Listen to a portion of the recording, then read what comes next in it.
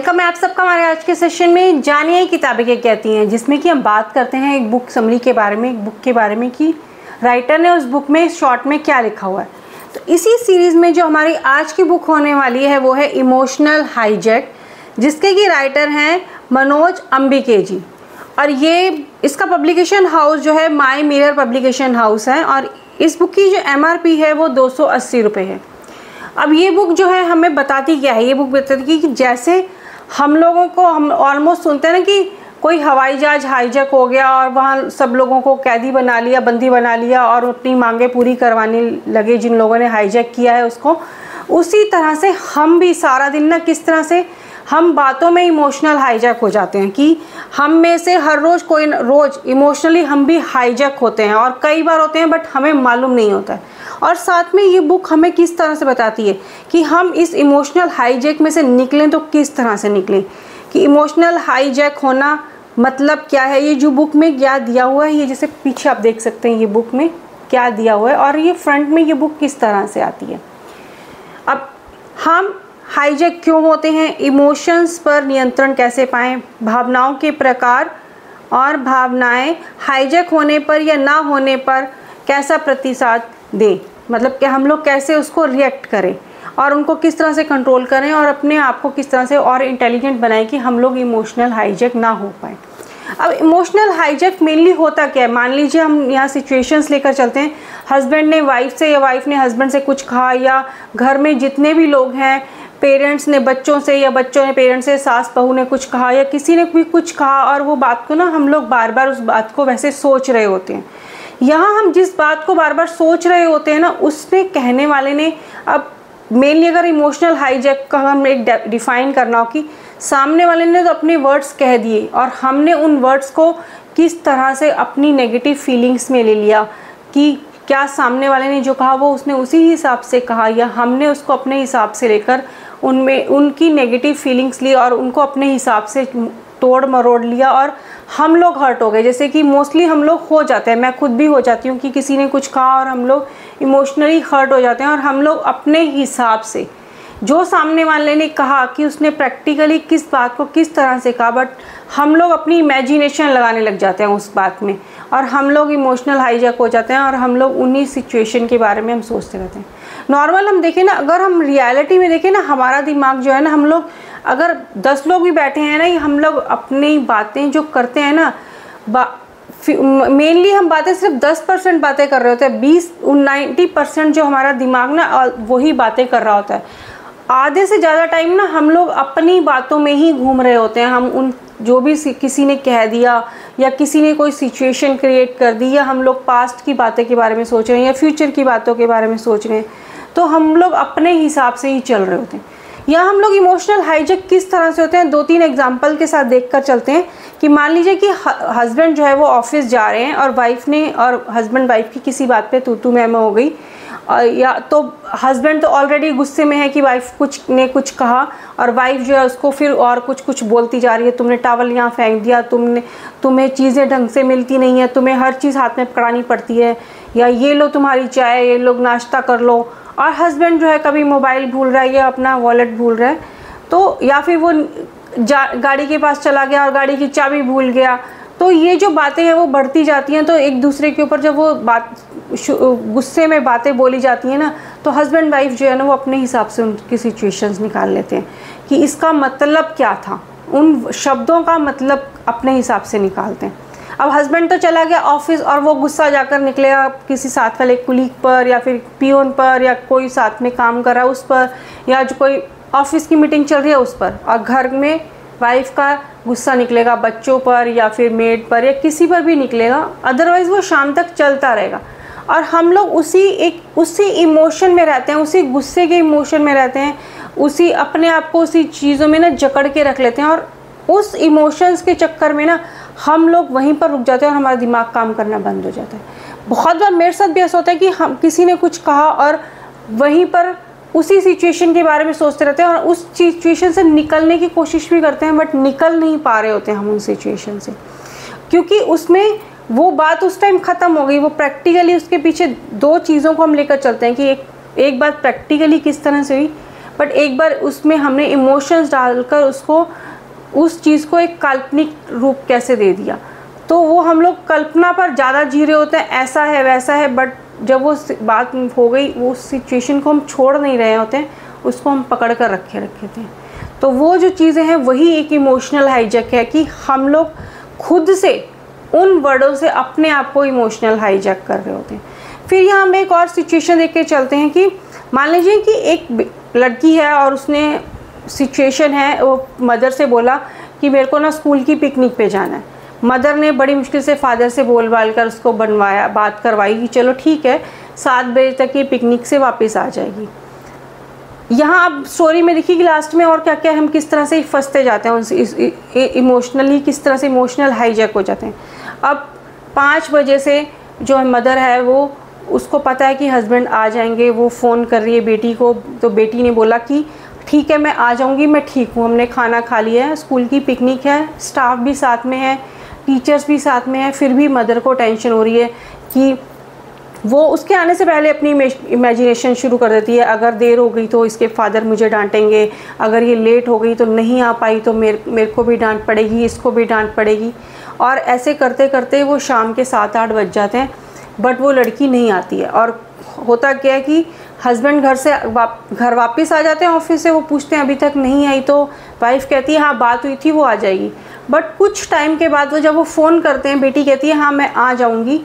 और बेटी जब 9 बजे तक नहीं आती है और उसका फ़ोन नहीं मिल रहा होता है घर में, फिर वो दोनों हस्बैंड वाइफ की लड़ाई झगड़ा, तुमने भेज दिया, मैंने मना किया था। वाइफ बोलती है तुमसे परमिशन भी तो ली थी, तुमने क्यों नहीं बोला, मना किया। तो वो एक तो वो आपस में अपनी उन पुरानी सिचुएशन से झगड़ रहे होते हैं और ख़ुद भी लड़ रहे होते हैं, क्योंकि वो पहले से ही कहीं उस सिचुएशन को वो नेगेटिव लेकर चल रहे होते हैं। कहीं इसका एक्सीडेंट ना हो गया हो, कहीं इसको कोई ले ना गया हो, कहीं वो अकेली पिकनिक में गई है, कहीं वो अकेली कहीं गुम ना हो गई हो। तो वो सब चीज़ें वो अपने आप से इमेजिन कर रहे होते हैं। फिर लास्ट में जब वो लड़की लास्ट तक घर पहुंचती है, तो वो लड़की पहुंचती है कम से कम 11 साढ़े 11 बजे घर पहुंचती है। और वो देखते हैं कि और उसके फादर जो है वो सब जगह फ़ोन कर पता कर लेते हैं, बस पुलिस स्टेशन जाना रह जाते हैं कि पता करें कि क्या बात हुई है। ये फ़ोन भी नहीं मिल रहा, कुछ भी नहीं हो रहा है। जब वो लड़की हंसती हंसती गाड़ी बस से उतरती है, बाय बाय करती है अपनी फ्रेंड्स को, और घर में जैसे ही घुसती है, दोनों फादर मदर उसके ऊपर बहुत अटैक करते हैं कि फादर इवन उसको मारने के लिए भी तैयार हो रहे होते हैं कि तुम कहाँ थी, तुम्हारा फ़ोन नहीं मिल रहा था, हमें इतनी परेशानी हो रही थी, हमने इतने फ़ोन किए। और बट वो लड़की कहती है कि उसकी बात भी नहीं सुनी गई होती है, वो उसको डांट पड़ रही होती है। बट लास्ट में वो थोड़ी देर बाद, घंटे 2 घंटे बाद, जब पेरेंट्स दोनों अपनी भड़ास निकाल लेते हैं ना, तो वो अपनी दादी को बताती है कि मैंने पापा के ऑफिस में फ़ोन किया था, पापा को भी बताया था, पापा ने फ़ोन काट दिया कि मैसेज किया कि मैं मीटिंग में हूँ। फिर मैंने ऑफिस में फ़ोन किया, वहाँ मैसेज किया कि हमारी बस ख़राब हो गई है 9 साढ़े 9 बजे के करीब रात के, तो बस ठीक होगी तो हम आ जाएंगे। और वो अंकल ने पापा को मैसेज दिया, और वो बाई चांस उसके फादर के दोस्त ने बोला था कि आपकी बेटी का फ़ोन आया था, तो उस फादर बोलता है हाँ मुझे मालूम है वो पिकनिक पे गई है, जबकि वो उसकी पूरी बात नहीं सुनते कि बेटी ने क्या कहा। वो सिचुएशन उनकी अलग होती है, बेटी की अलग सिचुएशन होती है कि मैंने तो घर में इन्फॉर्म कर दिया है, वो खुश है। बट पेरेंट्स जो है उसके पीछे जो है वो अपनी ही इमेजिनेशन लेकर बैठे हैं, और उसी इमेजिनेशन में वो इस तरह से भड़क पड़ते हैं। तो वही इमोशनल हाईजैक जो है हम लोग ऑलमोस्ट सिचुएशन में हो जाते हैं, क्योंकि हम हर सिचुएशन को अपने हिसाब से देख रहे होते हैं, उसमें अपनी ही कल्पनाएं डाल रहे होते हैं। अब इन इमोशनल हाईजैक से जो है वो सबसे पहली बात है कि हम लोग किस तरह से निकल सकते हैं। अब सबसे पहले निकलने के लिए जो राइटर कह रहे हैं कि आप पहले ये देखिए ना कि जो कई बार ऐसा होता है कि हमें मान लीजिए बॉस एक नया कोई किसी की ज्वाइनिंग हुई है ऑफिस में, वो जाता है पहले दिन, और बॉस जो है वो गुस्सा होता है, उसको किसी बात पे गुस्सा आ रहा है, और वो उस जो नया